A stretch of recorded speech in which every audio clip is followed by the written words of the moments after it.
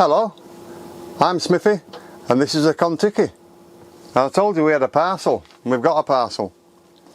And I'll tell you why I bought this, and I might need a knife cutting it up. It's from Liam the Terrible, and he's having a few problems at the minute with his van. And rather than begging for money and saying, oh, you know, help me out, I need money, I'm doing this and that, what he actually said was, go to my site and buy something, that'll help me out. So I thought, well, fair enough, I'll go and buy some coffee. So I bought some coffee. You're not going to actually see me doing this coffee. I'm not going to do it tonight, I'm going to do it tomorrow. I might do it on the bushbox stove is the reason why I want to do it tomorrow, in a nice place. But anyway, I just thought I'd open it up and we'll... But yeah, I mean, if somebody's going to say, you know, I need help, alright, I don't mind helping anybody. And especially if they say, but I don't want a donation, I don't just, you know, go and buy something off me. It's like Harold Boulder having his shoe shined in India and he gave the lad like 100 quid. And there was some old man saying, oh, that's too much for him. He said, well, he's done a good job for me, why not? I thought it's admirable. Do you know what? It smells nice out of the bag. You know, I've got a bracelet from you, Liam, thank you. Liam the Ticky, see that? Liam the Terrible. So what have we got? Van Life Brazil. Mild, smooth and nutty, 100% Arabica specialty coffee with notes of chocolate. The perfect all day coffee. 250 grams. At Axe to Grind Coffee on Instagram. There you go, that's how it arrives. Right.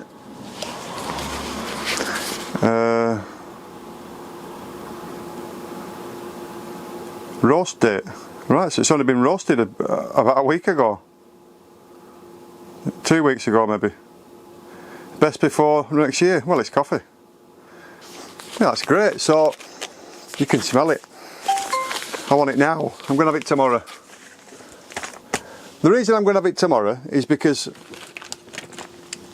I've always tried to make my channel an inspiration, if I could, an inspiration in my own personal way, showing the grandkids what I'm doing all the time, and also, you know, use the van as a base to go out and do things. And I did know at some point, I said to Sue, I said, you know, I bet there's people watching these channels that would love to have a van. I always say be lucky, because in time to come you might be lucky and you might be able to get one. But I always said to her, you know, I feel for the people that are stuck in a flat in a city and, you know, pig sick, and their only release in life is to watch. I've just watched two guys walking, and I commented on his video and I said, you know what, I have a bad back, but I don't have a bad back all the time, but certainly if I did the walk that they did, I would have a bad back. They're a van life site, and you know, what a walk, it was amazing, and I was glad to go along their journey. And anyway, so I want to read you something, is what I'm doing, and then tomorrow we'll have Liam's coffee. But for me, if somebody's going to ask you for money and say, look, I could do with some help, but I don't want money off you, go to my site and buy something, great. So I got some coffee. So I hope it helps you out, buddy. But anyway, I wanted to read you this. Now bear with me, because it's quite a long thing, but I think you might like to listen to it.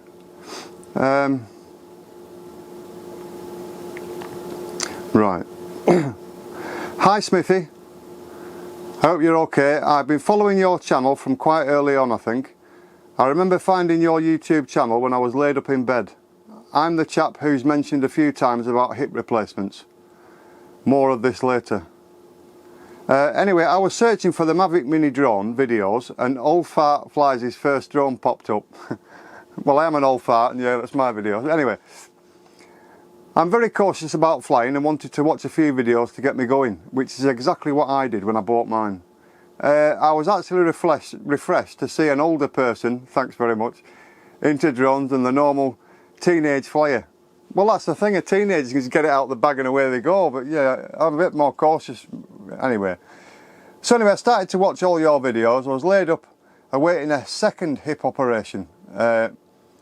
Sorry, a second hip replacement.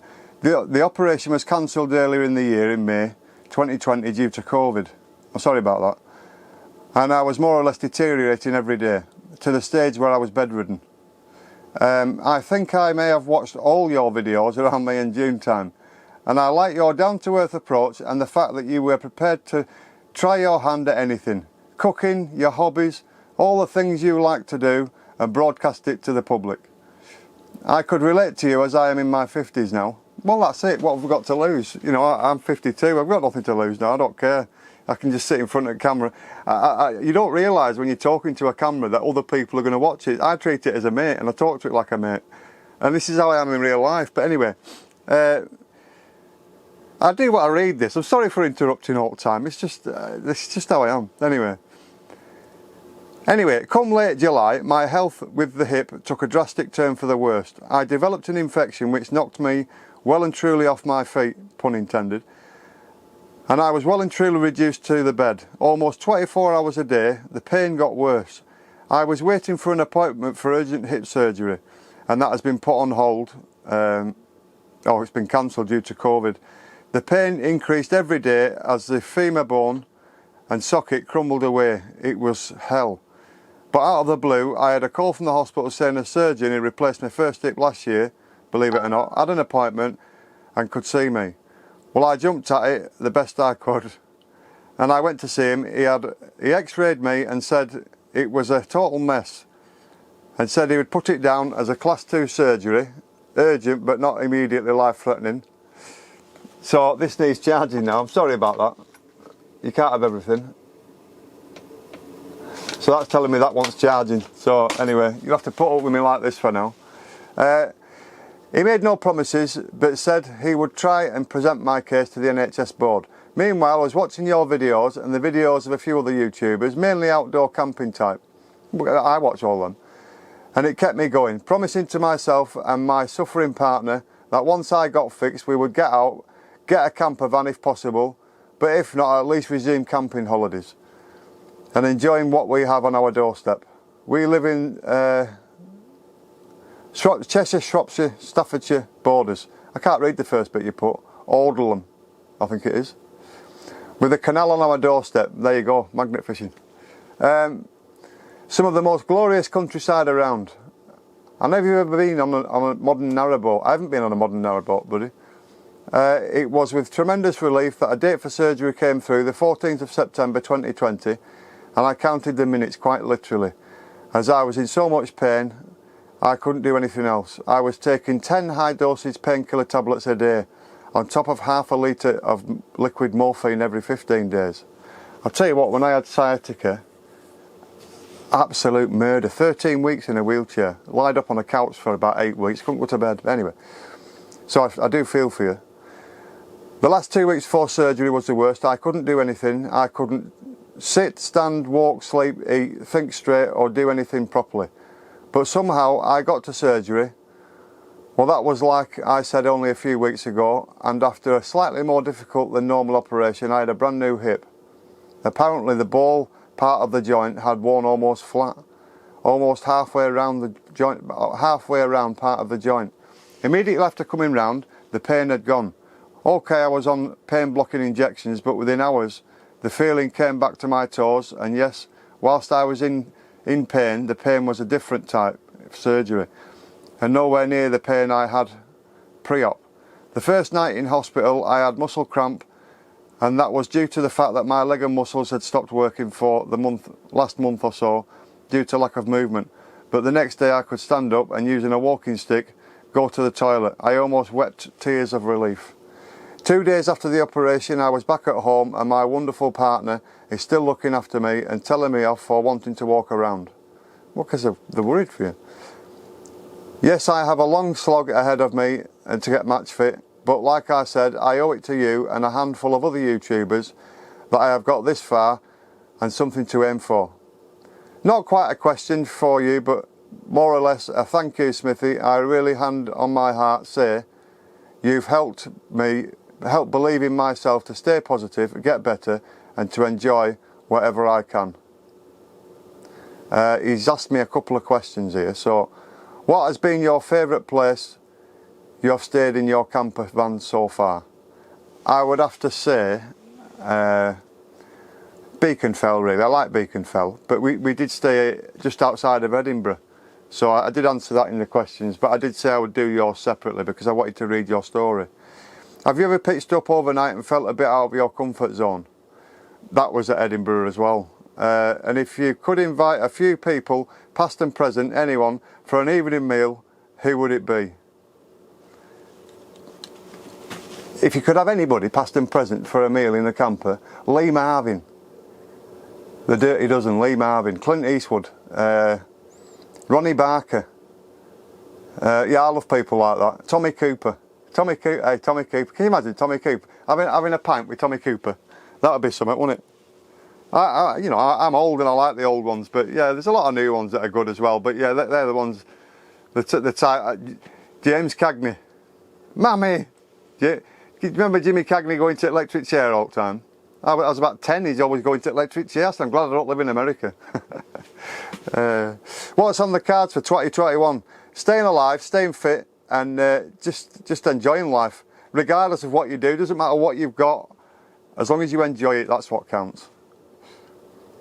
What if anything has changed about you in the time you have started doing YouTube and being an internet celebrity? And I've never thought about being an internet celebrity. I'm just granddad to most people. We've got about 11 grandkids, believe it or not. It's just one of them things, isn't it? I've had people that said, you know, I binge watched all your videos. I wanted to read that story to you because me sat here making videos, like I'm going to do Liam's Coffee tomorrow, and it's the influence you can have on people. And I've watched a few videos where, you know, somebody's having a bad day and they're telling you they're having a bad day, and then you think, oh God, I'm having a bad day now, and I was all right before. So that's the inspiration that we are. You did say to me that you have sent a few messages to some bigger channels that haven't replied, and in fairness to them, you know, I might get 100 comments on a video, and I'll go through them one at a time, and I'll do my best to comment.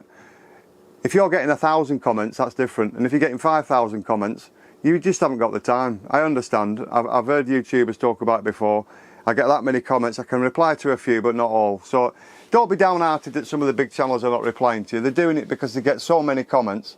You know, you might just get a tick and a love heart, and you know, I can comment because I get 100 comments over a few days. So it's a lot easier for me than it is if I got 1,000 comments. If I got 1,000 comments, I'd just come on here and just say, hey, thanks for the comments, you know, or you just like pick a few out. But anyway, don't be disheartened about that. But yeah, I always said to Sue, the influence, well, not an influence we can have, just a positive thought of what you can do for other people, just to uplift them. And if I've made your time in bed, you know, 0.5% better than it was, then what I've been doing has been worth it. So thank you. So I'm not going to say any more. We're going to enjoy Liam's coffee. We're going to do this tomorrow, and we're going to have Liam's coffee.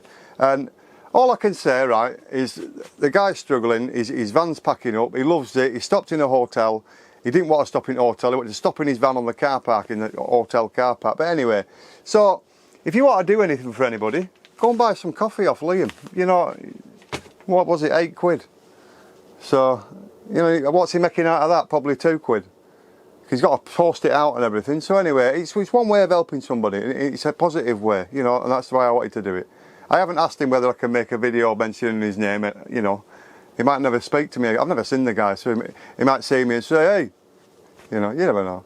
Anyway, I just thought I'd introduce you to the guy if you've never seen him before. If you have seen him, you'll know all about it. If you haven't, go and check him out. Liam the Terrible. Try his coffee, because I'm going to try it. I'm going to try it in a mocha, and we're going to try it in a French press, and I'll see what's best. And it might be best in both anyway, but we'll find out. Right, I'll see you shortly.